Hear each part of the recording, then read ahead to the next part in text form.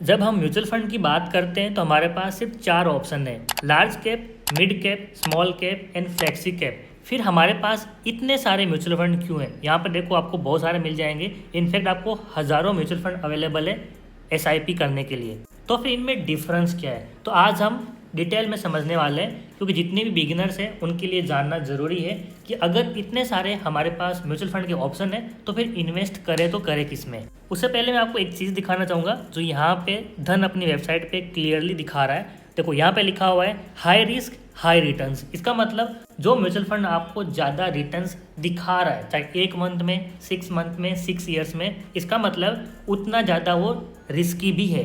And अगर कोई mutual fund slow and study grow कर रहा है 10%, 15% पर ईयर, तो उसका लॉसेस भी उतना ही रिस्क अपेटाइट में रहने वाला है। सो ये पॉइंट आपका क्लियर होना चाहिए। उसके बाद मैं आपको अभी एक्सप्लेन करता हूँ कि अगर हमारे पास चार ही ऑप्शन है तो फिर इतने सारे म्यूचुअल फंड में डिफरेंस क्या है। सो नंबर 1 इज सेक्टर, यानी कि अगर मान लो आप कोई लार्ज कैप ले रहे हो तो हमारे पास तो लिमिटेड ही लार्ज कैप कंपनीज है। फॉर एग्जांपल अगर ले लो, हमारे पास इंडिया में 50 कंपनियां हैं जो कि लार्ज कैप की कैटेगरी में आती है। तो अब जितने भी म्यूचुअल फंड बन रहे हैं उनके पास तो सेम टू सेम 50 कंपनियां ही है। फिर ये डिफरेंस क्या क्रिएट कर रहे हैं? सो यहाँ पे मेन डिफरेंस आता है सेक्टर का। अब लार्ज कैप कंपनियां मतलब क्या होता है? वो कंपनियां इंडिया के अंदर जिनका मार्केट कैप काफ़ी बड़ा है उनको हम लार्ज कैप बोलते हैं। अब उसमें से कोई कंपनी ऐसी हो सकती है जो फार्मेसी की है, कोई कंपनी ऐसी भी है जो आईटी की है, यानी कि यहाँ पे दो सेक्टर आ गए। अब एक पर्टिकुलर म्यूचुअल फंड क्या करेगा, जो आईटी सेक्टर वाली कंपनी है उसको ज़्यादा कंट्रीब्यूशन देने वाले हैं आपके इन्वेस्टमेंट का।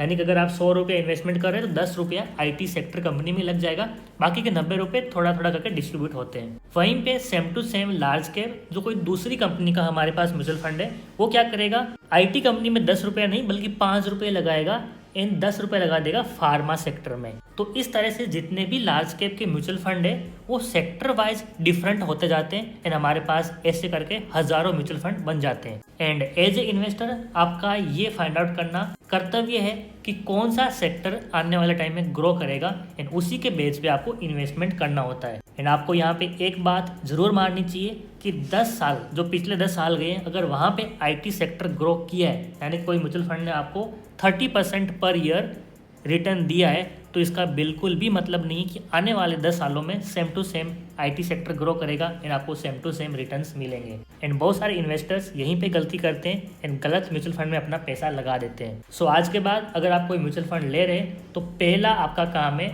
ये फाइंड आउट करना कि कौन सा सेक्टर आने वाले टाइम में ग्रो करेगा, एंड सेकेंड काम होता है कि कौन सा म्यूचुअल फंड कौन से सेक्टर में ज़्यादा पैसा इन्वेस्ट कर रहा है। सो फॉर एग्जाम्पल अगर आपको लगता है कि आने वाले टाइम में फार्मा सेक्टर ग्रो करेगा तो आपको बस वही म्यूचुअल फंड लेना है जिसमें फार्मा सेक्टर को ज़्यादा वेटेज दिया है, ज़्यादा इन्वेस्टमेंट हो रहा है, एंड वो पर्टिकुलर म्यूचुअल फंड आपको आने वाले टाइम में करोड़पति बना देगा। एंड ये दोनों चीज़ों फाइंड आउट करने के बाद मेन चीज़ आता है कि अब हम इन्वेस्टमेंट करें तो करें कहाँ पे, क्योंकि मार्केट में जिस तरह से हज़ारों म्यूचुअल फंड है वैसे आपको हज़ारों ब्रोकर भी मिल जाते हैं जिनमें से बहुत ही कम जेन्युइन एंड ट्रस्टवर्दी है। एंड अगर आप मेरा रिकमेंडेशन पूछते हो तो मैं प्रीफर करता हूँ धन, क्योंकि मेरा खुद का पर्सनल इन्वेस्टमेंट धन के ऊपर ही है, इसलिए मैं सभी को, मेरी ऑडियंस को धन रिकमेंड करता हूँ। इसमें अगर आप अकाउंट ओपन करना चाहते हो तो बिल्कुल फ्री में ओपन हो जाएगा, जिसका लिंक मैंने डिस्क्रिप्शन पे दिया है, उस पर क्लिक करके अकाउंट ओपन कर सकते हो।